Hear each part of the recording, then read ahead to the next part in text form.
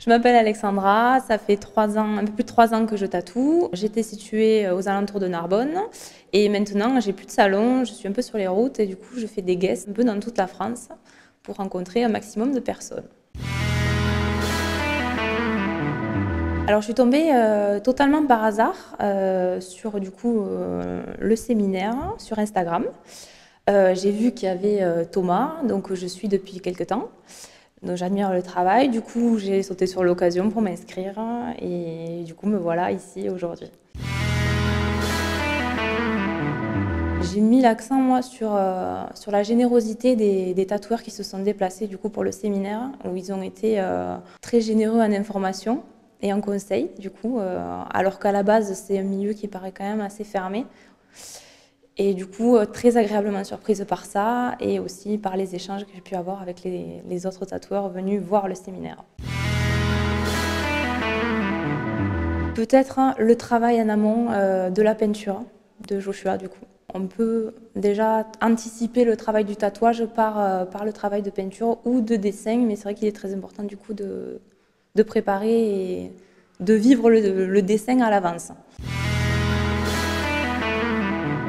À la base, je suis issue quand même d'une école d'art. Ensuite, j'ai adoré le tatouage, mais sans forcément avoir le courage de passer le cap. Jusqu'à ce que je rencontre un tatoueur qui était très ouvert et qui m'a proposé du coup de venir le voir bosser. Je suis restée avec lui sur plusieurs mois et il m'a formée, il m'a appris énormément de choses.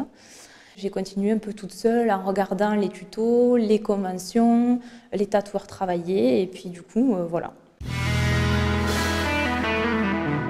Celui qui m'a formée, en fait, m'a formée à sa manière. Et sur le coup, j'avais très envie d'expérimenter d'autres choses qu'il ne m'a pas forcément laissé faire. C'est vraiment ce qui m'a manqué, que j'ai pu faire du coup après toute seule, mais qui prend beaucoup de temps quand on n'a pas quelqu'un qui du coup surveille le travail et donne des conseils.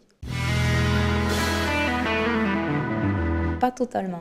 Parce que je pense que... Enfin, après, tout va dépendre de la durée des formations, mais je suppose que ça va être quand même à durée assez limitée. Ouais, non, je ne pense pas que ça puisse former vraiment des tatoueurs très, très compétents. Oui, mais pas forcément artiste accompli dans le tatouage. Pour moi, le tatouage a été juste un moyen d'expression parmi tous les autres que je faisais déjà avant. Et c'est vrai que j'ai trouvé quand même un accomplissement personnel qui est différent des autres médiums d'expression artistique. Auto-entrepreneur. Ça a été très simple, je me suis inscrite sur internet, j'ai eu mon petit numéro SIRET et puis ensuite les déclarations sont simplifiées, donc c'est assez facile pour les gens comme moi qui détestent les nombres, les papiers, les chiffres et compagnie. Et c'est indispensable. Voilà, parce qu'on est quand même, on joue sur la santé des gens aussi. Après, ça dépend de la conscience de chacun, parce que je connais peu de gens qui vraiment respectent de A à Z les conseils qui ont été donnés pour l'hygiène. Je pense que régulièrement, tous les 2-3 ans, il faudrait se remettre à niveau et repasser une formation en hygiène, ouais.